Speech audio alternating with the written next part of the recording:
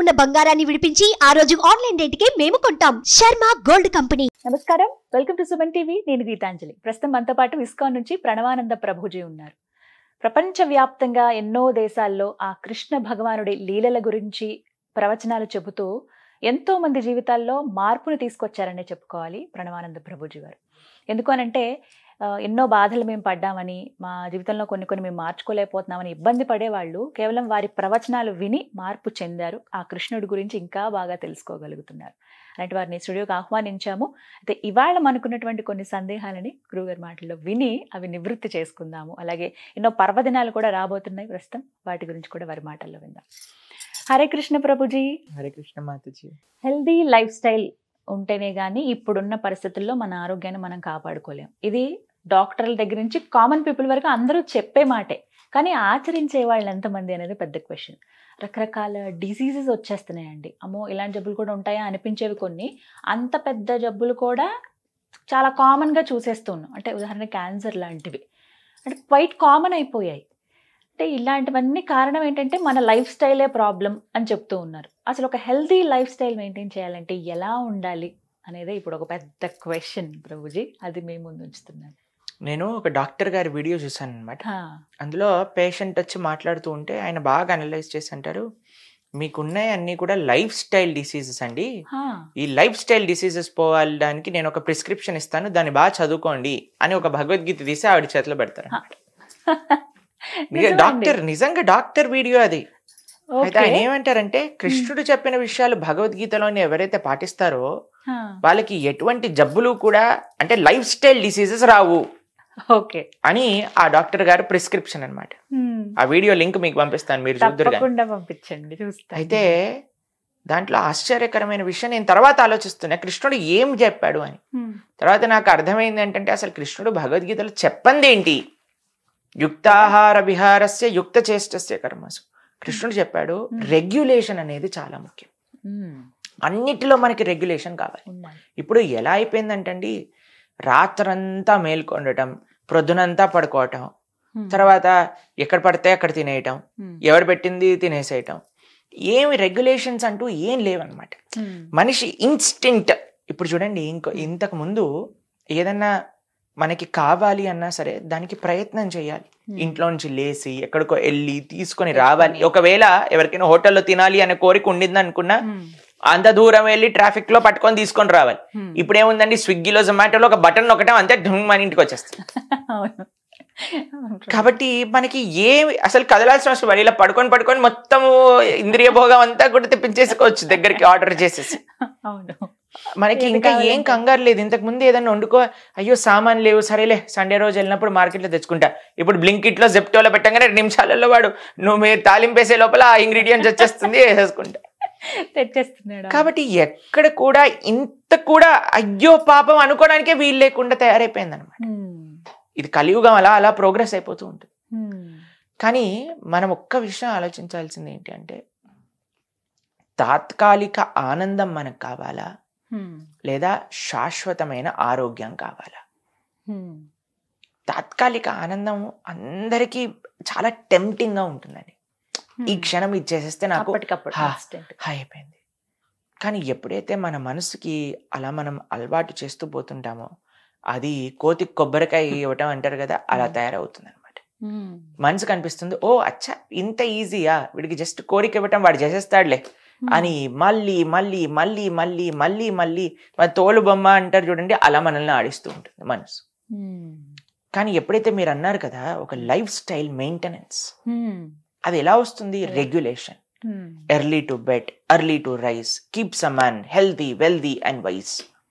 ఇవన్నీ మనం చిన్నప్పటి నుంచి నేర్చుకుంటున్నాం. సూర్యోదయం ముందు నుంచి లేవాలి, త్వరగా పడుకోవాలి, ఆ సూర్యాస్తమయం లోపల తినేసేయాలి, ఎంత తొందరగా తినాలంటే అంత మంచి. ఇప్పుడు చూడండి, రాత్రులు 11 o'clock 12 o'clock నైట్ ఎటువంటి రెగ్యులేషన్స్ లేకపోయింది. ఇప్పుడు అందుకే అన్ని డిసీజెస్, అన్ని రకాల ఇవి అవి అన్ని వచ్చేస్తున్నాయి. చిన్న చిన్న పిల్లల కంటే అసలు మేము మాట్లాడతాం యూత్ తో, మాకే ఆశ్చర్యం వేస్తుంది. కొన్నిసార్లు వాడికి ఈ ప్రాబ్లం ఏంటి అని ఇంటర్నెట్ లో సెర్చ్ చేయాలి ఫస్ట్ వాడితో మాట్లాడే ముందు. అలా అయిపోయి ఎప్పుడు వినలేదండి మనం. ఒక శారీరక రుగ్మతలే కాకుండా మానసికమైన రుగ్మతలు ఎన్ని పెరిగిపోయాయి చెప్పండి. ఇప్పుడు మెంటల్ హెల్త్ ఇష్యూస్ అని అసలు ఎన్ని ప్రాబ్లమ్స్. అసలు ఒకళ్ళ ఇంటికి వెళ్ళి వాళ్ళ అమ్మగారు చెప్పిందట, అమ్మ నాకు డిప్రెషన్ చాలా అయిపోయింది, నేనేం చేయాలి అని అంటే వాళ్ళ అమ్మగారు అన్నారట, అక్కడ క్రోసిన్ టాబ్లెట్ పెట్టింది తీసుకో అన్నారట. ఎందుకంటే పెద్దవాళ్ళకి డిప్రెషన్ అంటే ఏంటో తెలియదు, వాళ్ళకి ఏమొచ్చినా సరే క్రోసిన్ వేసేసుకుంటే నయం అయిపోతుంది అనుకుంటారు. ఎందుకంటే ఆ సమయంలో ఇలాంటివన్నీ వినలేదు వాళ్ళు.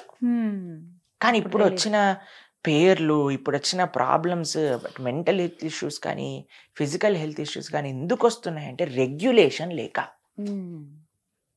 దేంట్లో రెగ్యులేషన్ లేదు మనకి. ఫస్ట్ పడుకోవటంలో, నిద్రలో రెగ్యులేషన్ లేదు. 2 ఎక్సర్సైజ్లో రెగ్యులేషన్ లేదు. ఒక బాడీ ఫిజికల్ యాక్టివిటీ అంటూ లేదండి. కరెక్ట్. పడుకోవటం, లేవటం, ఆఫీస్కి వెళ్ళటం, మళ్ళీ వచ్చేయటం, మళ్ళీ టీవీ ముందు కూర్చోవటం, టీవీ ముందే కూర్చొని తింటాం, మళ్ళీ పడుకోవటం. అంతే. 1 పడుకోవటంలో, నిద్రలో లేదు. 2 శారీరక ఎక్సర్సైజ్లో లేదు. 3 తినటంలో లేదు. అది మెయిన్. 4 చూడటంలో, ప్రతి ఒక్క విషయంలో విచక్షణ అనేది కోల్పోతున్నాం. ఏది నాకు మంచి, ఏది నాకు చెడు. తినటంలో ఒక సూత్రం చెప్తాను, జాగ్రత్తగా వినాలి. ఏది పడితే అది, ఎక్కడ పడితే అక్కడ, ఎప్పుడు పడితే అప్పుడు, ఎలా పడితే అలా, ఈ 4 తినకూడదు. అలా అసలు చేయకూడదు. తిండి విషయంలో చాలా రెగ్యులేటెడ్గా ఉంటాయి. కానీ ప్రభుజీ తప్పని పరిస్థితులు ఉంటాయి. ఇప్పుడు ఆఫీస్కి వెళ్ళినప్పుడు ఇంకా వేరే చాయిస్ లేనప్పుడు అక్కడ తినటము, బయట ఎక్కడైనా వర్క్ చేస్తుంటే అక్కడ తినేయటము. అంటే మేజర్గా అందరూ చెప్పేది ఇదే, మీరు చెప్తున్నారు బాగానే ఉంది కానీ మాకు ఇంకా సోర్స్ లేదు, తినక తప్పట్లేదు, ఎక్కడ పడితే మాకు అవి అలవాటు. మీకు విషయం చెప్పినా అండి, మనసు ఉంటే మార్గం. నాకు ఐ హావ్ సీన్ పీపుల్, ఎవరైతే ఇంటి నుంచి డబ్బా తెచ్చుకొని ఎక్కడ ఉన్నా సరే, ఇప్పుడు చూడండి మేము ప్రపంచవ్యాప్తంగా కృష్ణ ధర్మ ప్రచారం కోసం వెళ్తూ ఉంటాం. మరి మేము ఏం చేస్తాం అనుకుంటారు మీరు? ఎక్కడికి వెళ్ళినా భగవత్ ప్రసాదం మాత్రమే స్వీకరిస్తాం. నాకు ఎప్పుడు అది ఆశ్చర్యమే అనిపిస్తుంది మీ విషయంలో. అసలు ఎలా ఉంటారు ఇంత నిష్టగా? అసలు మీరు కనీసం ఇక్కడికి వచ్చినప్పుడు వాటర్ ఒక్కటే, అది కూడా అన్నిసార్లు అడిగితే, ఇంకేమీ తీసుకోరు. అసలు ఎలా ఉండగలుగుతారు అనేది ప్లానింగ్, ఆ నిష్ట, ఆ కమిట్మెంట్ ఉండాలి. నేను ఈ భగవత్ ప్రసాదం, సాత్విక భగవత్ ప్రసాదం మాత్రమే స్వీకరిస్తాను అని ఉంటే, దాన్ని బట్టి మనకి ఇప్పుడు చూడండి మన మనసు ఏం చేస్తుందో తెలుసా అండి, మనకి దేన్ని ప్రియారిటీ అనుకుంటామో దాన్ని బట్టి మనకి అవకాశాన్ని కల్పిస్తూ ఉంటుంది. నాకు దేన్ని ముఖ్యము అంటామో దానికి మన శరీరం ఆ విధంగా, మన మనసు ఆ విధంగా మనకి ఒక ఆపర్చునిటీ ఇస్తూ ఉంటుంది. మీకు ఒక చిన్న ఎగ్జాంపుల్ చెప్తాను, బాగా అర్థమవుతుంది. మేము ఒకసారి ఒక దగ్గర ప్రసాదం తీసుకుంటున్నాం అనమాట. అయితే చాలా ప్రసాదాలు, చాలా రకరకాల నైవేద్యాలు చేశారు భగవంతుడికి. ఆ రోజు ఏదో ఉత్సవం, అయితే అందరికి పెడుతూ ఉన్నారనమాట. నా పక్కన ఉన్న డివోటీ అన్నారు, అమ్మో నా కడుపు పలిగిపోయేటట్టుంది, ఇంకా నేను ఇంకొకటి తిన్నా సరే నా కడుపు వెళ్ళిపోద్ది, వినాయకుడు లాగా అయిపోద్ది నా పరిస్థితి, అది ఇది అంటున్నారనమాట. అయితే అందరు వస్తున్నారు, ప్రభుజీ ఇది ఒక్కటి తీసుకోండి, ఒకటి లేదు లేదు లేదు అస్సలు వద్దు, నా కడుపు వెళ్ళిపోతుంది అంటున్నారు. తర్వాత ఒక 10 నిమిషాల తర్వాత ఒక ఆయన ఇలా వెళ్తున్నారనమాట, గులాబ్ జాములు పెడుతున్నాడు. నా ప్లేట్లో పెట్టాడు గులాబ్ జామ్. అయితే ఈయన పాపం వద్దు వద్దు వద్దు అన్నాడు కదా అని ఆయన వెళ్ళిపోయాడు. వెళ్ళిపోతే, ఓ ఇక్కడ రా, ఏమైంది అని అంటే, ఏం పెడుతున్నావు? గులాబ్ జాములు. అయ్యో గులాబ్ జామా పెట్టు అని. అదేంటి ప్రభుజీ మీ పేలిపోతుంది అన్నారు, పగిలిపోతుంది అన్నారు అంటే, ఏం లేదు స్వీట్కి పర్వాలేదు అని. అయితే నేను అన్నాను, ఏమైంది ప్రభుజీ అలా అంటే, అంటే స్వీట్కి వేరే కోటా ఉంది ప్రభుజీ కడుపులో, దానికోసం ఏం పర్వాలేదు. ఎందుకు? మనకి ఇష్టం కాబట్టి. మనకి ఏదైతే ఇష్టం అనుకుంటామో, మనం ఏదైతే ఇంపార్టెంట్ అనుకుంటున్నామో దానికి మనము ఆపర్చునిటీ ఇస్తున్నాం కదా. అలానే మనకి మన ఆరోగ్యం ఇంపార్టెంట్, మన ధర్మం మనకి ఇంపార్టెంట్, మన యొక్క వ్యక్తిగత ఆరోగ్యం మనకి ఇంపార్టెంట్, మన యొక్క కుటుంబం మనకి ఇంపార్టెంట్, దైవం ఇంపార్టెంట్. దేన్ని మనం ఇంపార్టెంట్ అనుకున్నామని మన మనసులో దృఢంగా పెట్టుకున్నాం అనుకోండి, దానికి మన మనస్సు, మన శరీరం సహకరిస్తుంది. మన సంకల్ప బలం లేదంతే, అదే లోపం అంటారు. కాబట్టి మీరు గట్టి సంకల్పం ఉండాలి. ప్రభుజీ మనం యాక్చువల్గా ఎట్లాగైనా సరే ఈ లైఫ్ స్టైల్ బ్యాలెన్సింగ్ చేయాలి. 8-8-8 ఇది సూత్రం అండి. 8 ఫర్ బాడీ, 8 గంటలు శరీరానికి ఇవ్వాలి, 6 గంటలు నిద్ర, 1 గంట ఎక్సర్సైజ్, ఇంకో గంట తినటం, వీటిలలో అన్నిట్లో ఒకటి. 8 ఫర్ బాడీ, 8 ఫర్ వర్క్. ఇప్పుడు మనము 9 to 5 జాబ్ అంటే 8 అవర్సే కదండి. 8 to body, 8 to work, and ఇంకొక రెస్ట్ ఆఫ్ 8 అవర్స్ ఉన్నాయి కదండి.